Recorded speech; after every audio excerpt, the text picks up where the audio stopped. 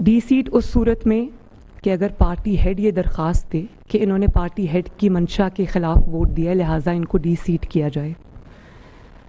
आपने D seat भी कर दिया, कहा कि उनके वोट्स भी नहीं गिने जाएंगे।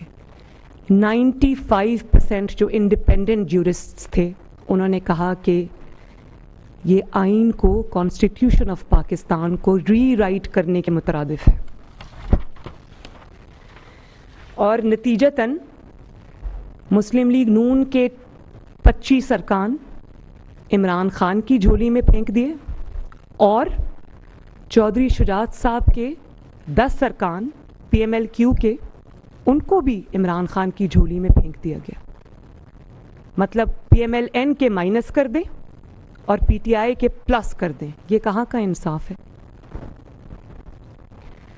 फिर पार्टी का हेड देखकर और पार्टी को देखकर आइन की तशरीह बदल जाती है, पार्टी हेड की डेफिनेशन बदल जाती है, अपने ही किए हुए फैसले बदल जाते हैं जो अभी चंद दिन पहले किए।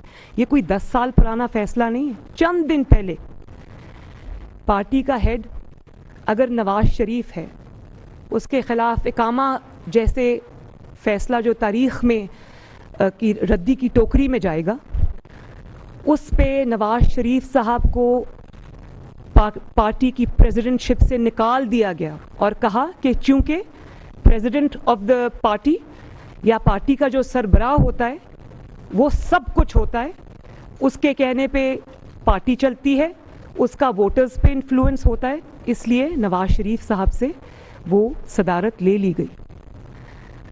चौधरी शुजात साहब जब बतौर पार्टी प्रेसिडेंट अपनी पार्टी को कोई अहकामात देते हैं तो पार्टी प्रेसिडेंट के अहकामात तब क्वेश्चन में आ जाते हैं, लेकिन इमरान खान साहब जब बतौर पार्टी सदर या चेयरमैन हुक्म देते हैं तो वो मोतबर ठहरता है। चौधरी शुजात साहब की दफ़ा पार्लिमानी पार्टी मोतबर हो जाती है और इमरान खान साहब की दफ़ा पार्टी चेयरमैन की डेफिनेशन भी बदल जाती है, आइन की तशरीह भी बदल जाती है, आइन का हुलिया भी बदल जाता है। और देखें, तराजू तो ठीक कर लें, तराजू ठीक होगा तो पाकिस्तान अपने आप ठीक हो जाएगा। और trustee chief minister, black law dictionary, ये किधर से नए नए आइडियाज़, नित नए आइडियाज़, मुनफरद आइडियाज़ आते हैं? कभी सुना आपने कि कोई ट्रस्टी चीफ मिनिस्टर हो?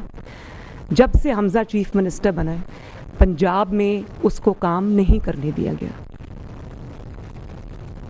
वो काम नहीं कर सका, अपनी काबीना नहीं बना सका, बार बार पार्लियामेंट से कोर्ट, कोर्ट से पार्लियामेंट, पार्लियामेंट से कोर्ट, कोर्ट से पार्लियामेंट।